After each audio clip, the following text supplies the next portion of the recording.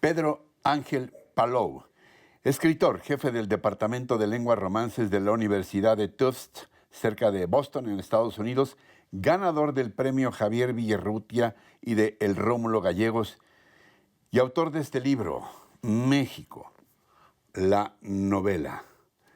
Pedro Ángel, con toda la admiración que te he tenido desde siempre, te acuso, sin embargo, públicamente de ser el culpable de mi desvelo y de que yo, que me tengo que levantar diario a las 4 de la mañana para mi noticiero, haya estado en vela mucho más tiempo del que debía leyendo este libro. Gracias por esta aportación para quienes amamos intensamente esta ciudad disparatada, contrastante, extraña, pero también tan amatoria. Gracias por esta aportación, México, la novela.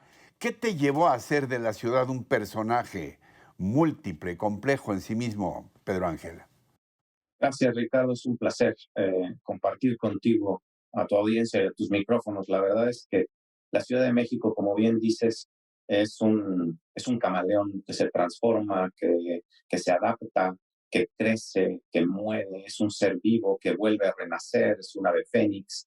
Ha vivido grandes tragedias, ha vivido sismos, inundaciones, plagas, ahora una pandemia, y cada vez se ha recuperado y han sido las personas, no las piedras, los seres, no los edificios, los que han hecho de esta ciudad eh, una ciudad infinita, una ciudad eterna. Y es a esa ciudad eterna, que no es Roma en nuestro caso, sino es México, a quien le dedico las páginas de esta novela, precisamente por una admiración brutal a su capacidad de renacer. Una ciudad, afirmas, donde los sueños conviven con las tragedias. ¿Qué es lo que ha permitido esta amalgama de contrastes tan grandes? ¿De dónde surge la fuerza de la ciudad para darnos a todos lecciones como aquella inolvidable del 85 o más recientemente en el 17, Pedro Ángel? Yo creo que de la mezcla de personas, que es una ciudad hecha de múltiples y constantes migraciones. Se funda 150 años antes de la llegada de los españoles, con gente llegada de fuera.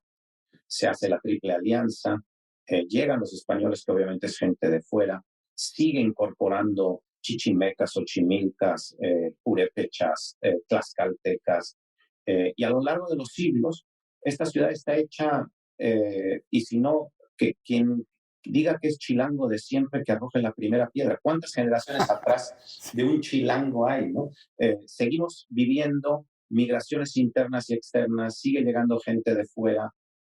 Por supuesto, la más famosa del siglo XX es la llegada de los refugiados españoles, pero también hubo refugiados chilenos, Sí. argentinos, eh, más recientemente incluso poblaciones Una, de Centroamérica, del Caribe. Es una ciudad hecha de la mezcla, del mestizaje. una ciudad, dirías, también amorosa, maternal. Muy amorosa, muy maternal, siempre recibe.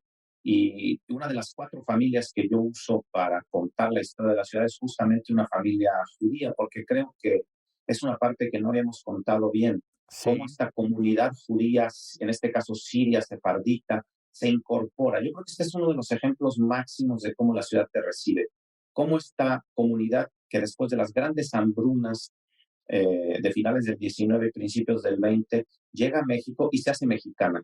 En varias de las entrevistas con personajes judíos que yo hice, me decían es que mi mamá desde muy pronto estaba haciendo la comida que hacía Alepo, que hacía en Alepo, pero con chipotle, mientras escuchaba árabe en el fonógrafo, ¿no? Se incorpora a la comunidad judía y es una de las comunidades más mexicanas, más arraigadas, a la misma vez que también sigue siendo una comunidad muy endogámica, muy propia. Me decían algunos que probablemente de las comunidades judías actuales es la más cerrada, en la cual más se casan solamente entre ellos, ¿no? Y a la misma vez son totalmente mexicanos. No hay nada más mexicano que ir a la Merced Sí. y comprar una serie de botones o un cierre para remendar una chamarra, ¿no? Mm, a ver, pero ¿qué tanto de trabajo historiográfico y qué tanto de tus capacidades creativas, literarias, imaginativas. ¿Por qué es, o por qué no es México la historia, sino es México la novela, Pedro Ángel?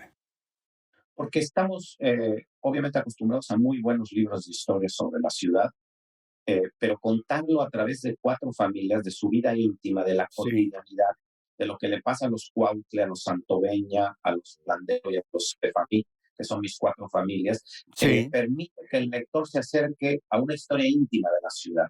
Y además que se identifique, probablemente no con todas, pero con una de estas familias. Ah, mi familia es como los Cuautle, fueron zapateros, fueron talabarteros. Ah, mi familia es como los Santoveña. Tengo historias de mis bisabuelos que me han contado tal o cual cosa de dónde vivían, en la Roma, en la Narvarte, eh, eh, o como le pasó a mi querida amiga María Elvira Bermúdez, que para mí es un ejemplo siempre, se tuvo que ir a vivir con su yerno y con su hija cuando se le cae la casa en la Roma en el 85 a Ciudad Satélite, y fue para ella la más grande tragedia de su vida. Nunca se repuso de haber perdido su casa, su biblioteca.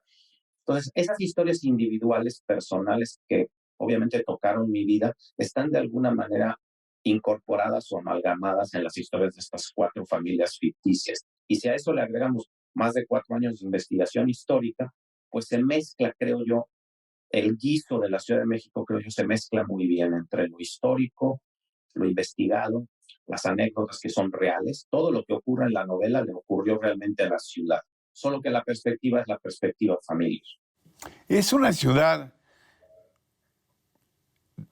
con edad, con tiempo, o es una ciudad que todavía es joven, que todavía se renueva, que todavía tiene futuro, Pedro Ángel? Muy buena pregunta, Ricardo, porque si comparamos a la Ciudad de México, a pesar de verla longeva, con las grandes ciudades que llevan milenios o que llevan al menos un par de siglos, esta es una ciudad realmente joven. Es una ciudad que apenas ha cumplido 500 años, que en la vida de una ciudad es un adolescente, ¿verdad? Es un adolescente que se repone apenas de sus propios caprichos. En ese sentido, la ciudad es muy joven, Sí, comparada eh, con Roma, por ejemplo, pues es una comparada con ciudad Roma, chavita. comparada con Jerusalén, que ha sido Sí. abandonada por lo menos 2 veces y repoblada. Lo interesante de la Ciudad de México, creo yo, a diferencia de otras ciudades, sobre todo de América, es esta idea de que ha estado poblada a los 500 años, o antes, obviamente, eh, que ha estado poblada por distintos tipos de culturas, pero el capricho de Cortés de haber, a pesar de que sus capitanes le decían, funde la ciudad en Coyoacán, váyase a tierra firme, el capricho de decir, no, vamos a fundar la ciudad exactamente donde estaba el Templo Mayor. Esta capacidad entonces de la ciudad de refundarse a sí misma en su propio territorio, superponiendo una capa tras de otra capa, creo que es lo que la hace más rica que otras ciudades que, si bien continúan vivas, se van desplazando hacia otros, cubriendo otro territorio dentro de su propia mancha. Es cierto, obviamente, que después la Ciudad de México se fue comiendo a los pueblos circunvecinos. Yo cuento, por ejemplo, y es una anécdota muy divertida, cómo José Juan Tablada vive la decena trágica desde su casa en Coyoacán con sus dos criados japoneses encerrados y del otro lado del río Churubusco. O sea, ve la realidad.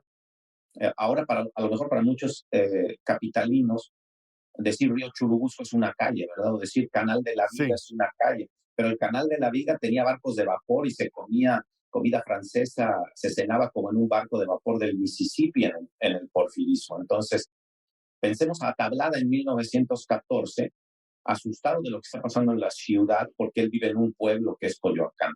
Esto también yo quiero recuperar de la ciudad, como es una ciudad hecha de múltiples ciudades, de múltiples barrios. No es solo ahora que el chilango vive en su zona y a lo mejor no va a las otras zonas, el que vive en el norte, el que vive en el sur, el que vive cerca de Tlalpan o en Xochimilco, no va obviamente a Ecatepec. Desde siempre ha sido una ciudad hecha de múltiples ciudades, en la cual, sin embargo, todos dicen yo soy de la Ciudad de México, aunque Mm. viva en cualquiera de estos distintos pueblos. Nadie dice yo soy solo de Chalco, yo soy solo de Iztapalapa. Soy de la Ciudad de México y vivo en la Merced y vivo en Iztapalapa, ¿no? A ver, a propósito de esto que dices, como si se tratara de describir, por ejemplo, a una mujer, ¿cómo describirías la identidad de la Ciudad de México? Cuando decimos París, decimos la ciudad luz, ay, la magnificencia parisina, y cuando decimos Nueva York, decimos la ciudad intensa, la ciudad vibrante, en fin, y Londres, por el estilo, la ciudad de la avanzada en la cultura, en la música. ¿Cómo describirías a la Ciudad de México? A esta que alguna vez dijo Yáñez, ojerosa y Ojerosa pintada. y pintada en carretela. Eh, es una ciudad que yo concibo que siempre es misteriosa y siempre tiene un lugar, a pesar de que hemos caminado por él toda la vida, que no hemos descubierto. No hemos alzado la vista y visto que a lo mejor el remate de ese edificio es un remate morisco y no es un Sí. remate tradicional, o no nos hemos fijado en tal esquina. Es una ciudad que siempre, como la Llorona, el que les asustaba tanto a los españoles al principio de la fundación de la ciudad, siempre tiene un velo de misterio, siempre tiene algo que no es, que está todavía sujeto a ser descubierto. Yo le hago un homenaje, por ejemplo, a los cocodrilos, a los antiguos taxis, ¿no? Sí, yo me Eh, acuerdo que tenían, le hago un les homenaje, decían cocodrilos porque tenían una banda que tenía tenía así triangulitos y parecían dientes de cocodrilo. y parecían dientes de cocodrilo. Le hago un homenaje a estos otros medios de transporte, el omnibus de Tacubaya que cuenta Manuel Paino. Suena muy elegante decir el omnibus de Tacubaya, pero era un tranvía de mulas, jalado por mulas. De bolitas. De mulitas? ¿Cuánto haría este tranvía de mulitas desde Tacubaya hasta la Ciudad de México? Y con eso voy descubriendo, con el transporte público, algo que para mí también sería un definitorio de la ciudad, que es una ciudad democrática, es una ciudad en la que tienes muchas más oportunidades que en otras ciudades del mundo de encontrarte entre las distintas clases sociales y entre los distintos grupos. Es una ciudad en la que no regresas a comer, comes en la calle y te Mm. pones a comer en un puesto de tacos o vas en el metrobús o en el metro y estás con gente que en un pueblo pequeño, en una ciudad distinta, nunca verías, nunca te tocarías. Entonces, por ejemplo, hay una escena en que yo pongo a uno de estos personajes, Cuautle, que llega de Tacubaya, entra al café, que el café es otro de los grandes lugares de lo democrático, Sí. y de pronto estos dos que están en la mesa de junto están hablando de que les sobran unos boletos del teatro y se los regalan a este hombre que es un zapatero de Tacubaya, que tiene para el café, pero no tiene para comprar los boletos de esa noche, ir al Claro. estreno teatral.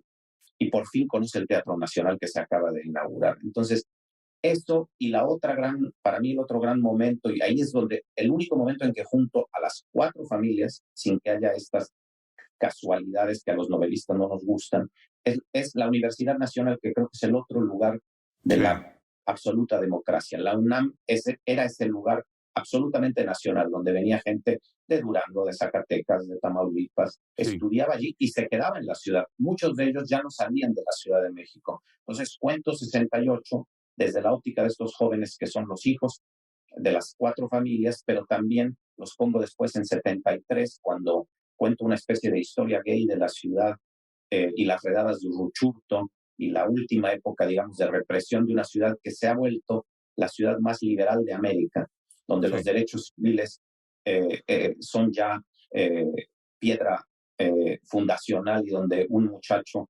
transgénero hoy en día puede ir y declarar su identidad sexual en el registro civil y cambiarse de género. Creo que esta es una ciudad también muy liberal y llena de libertades para los seres humanos que la viven. Finalmente, Pedro Ángel Palou, ¿qué esperas que encuentren tus lectores en México la novela? Me encantaría que fuera una especie de guía informal de forasteros, de propios y extraños, que la Ah, pusieras bajo el brazo y salieras a la ciudad con pedazos de la novela, leyeras esos pedazos y vieras, de veras, esto es lo que está contando que pasaba en la Alameda, cuando la Alameda estaba rodeada todavía de canales y era lacustre, o esto pasaba en tal bar o en tal cantina. Me gustaría eso, que la novela fuera para los lectores vale. la guía informal de la Ciudad de México. Pedro Ángel, una pregunta profunda. ¿Ya está a la venta? Ya está a la venta en todos lados, versión electrónica, versión digital y en todas las librerías. No se pierdan, de Pedro Ángel Palou. Además, algo que no dijimos, pero que escribe maravillosamente. Lo he admirado desde siempre, te consta. De Gracias, Pedro muchas Ángel, gracias. esto, no se pierdan esta gran aventura. México, la novela, un redescubrimiento de la ciudad y por tanto un redescubrimiento de nosotros mismos.